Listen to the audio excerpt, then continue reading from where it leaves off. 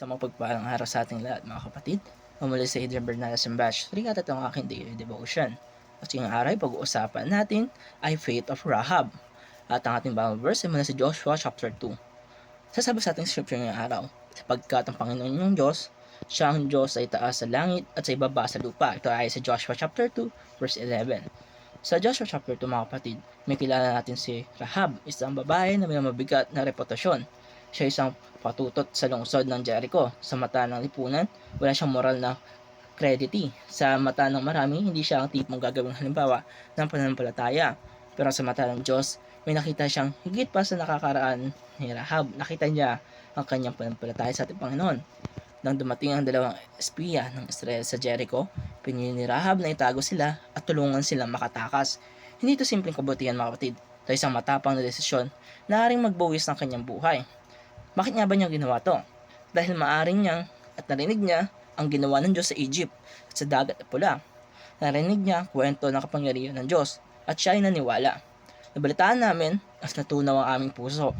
Ito ay ayon sa Joshua chapter 2 verse 10 to 11. Lahat ng mga taga Jericho ay nakarinig ng parehong balita.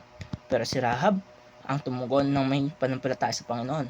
Pinakita nito ng paniniwala o pananampalataya sa Diyos ay hindi lang tungkol sa impormasyon. Ito ay pagtitiwala sa kanya at pagkilos. Hindi perpekto ang nakaraan ni Rahab.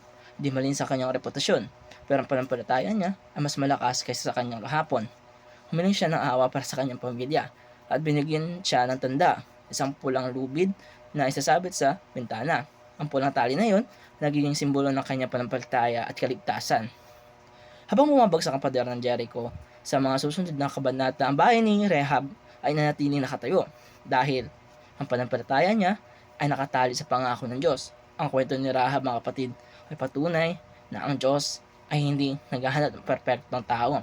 Naghahanap siya ng pusong handang magtiwala sa Kanya. Kaya mga kapatid, mayroon ba tayong mga label sa buhay natin na pakiramdam natin ay hindi na mabubura? Mga pagkakamali na iniisip natin hadlang sa plano ng Diyos na hindi tayo mapapatawad ng Diyos. Tandaan natin mga kapatid, si Rahab, ang kanyang nakaraan ay hindi naging hadlang sa kanyang kinabukasan. Ang panampalataya niya ay hindi tungkol sa kung saan nanggaling, kundi kung kailan siya nagtitiwala ngayon. At kapag pinili mong maniwala sa Diyos mga kapatid, kahit hindi malinaw ang lahat, ang iyong kwento ay maaaring maging bahagi ng mas malaking plano natin Panginoon. Ang panampalataya ni Rahab mga kapatid ay nagsimula sa pakikinig, lumalalim sa pagtitiwala at patnanayan sa pagkilos. Ganito rin ang panampalatayang hinahatid ng Diyos sa atin. Kaya mga kapatid, ganito ka-importante na malaman natin na hindi tumitingin ang Panginoon sa nakaraan natin, kundi sa panampalataya natin. At nagtatapos ang daily devotion. Maraming salamat sa panonood.